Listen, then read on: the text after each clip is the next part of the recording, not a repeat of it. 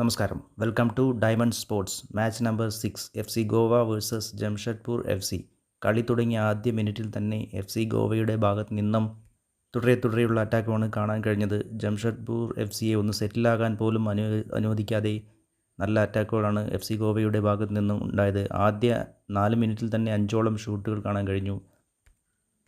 Goalie albino ഗോമസിൻ്റെ നല്ല save കൊണ്ട് മാത്രമാണ് അവർ ഗോൾ വഴങ്ങാതെ നിന്നത്.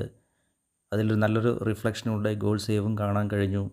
Jamshedpur F C defensive organised ആകാൻ സമ്മതിക്കാതെ എഫ് സി ഗോവ തുടരെ അറ്റാക്കുകളാണ് നടത്തിക്കൊണ്ടിരുന്നത്.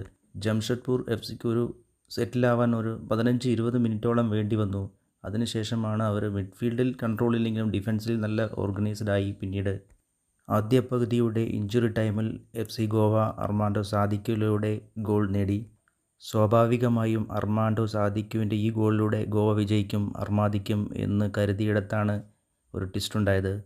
സെക്കൻഡ് ഹാഫിൽ തന്നെ മുറയെ അവരുടെ കോച്ച് ഇറക്കി. ഇതുതന്നെയാണ് അവരുടെ ട്വിസ്റ്റായതും.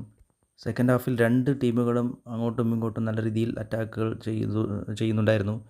ഇതിൽ തന്നെ ആൽബിനോ ഗോമസിൻ്റെ നല്ല സേവും കാണാൻ കഴിഞ്ഞിട്ടുണ്ടായിരുന്നു. 74-ാം മിനിറ്റിൽ ഒഡെയോടെ സിവാരിയോ പെനാൽറ്റി ബോക്സിൽ വീഴ്ത്തിയതിന് പെനാൽറ്റി നേടുകയും ഗോളിയെ റോങ് സൈഡിലാക്കി സിവാരിയോ നല്ലൊരു ഗോൾ നേടുകയും ചെയ്തു.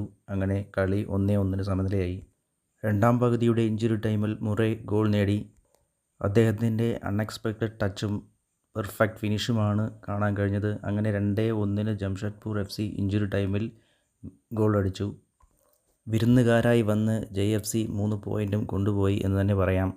ഇതിൽ JFCയുടെ ഭാഗത്തു നിന്ന് നല്ല കോൺട്രിബ്യൂഷൻ ഉണ്ടായത് മുറൈ, സിവാരിയോ, അവരുടെ ഡിഫൻഡറായ എസെ എന്നിവരുടെ ഭാഗത്തു നിന്നാണ്. ഈ വീഡിയോ ഇഷ്ടപ്പെട്ടാൽ please like and subscribe. Thank you for watching.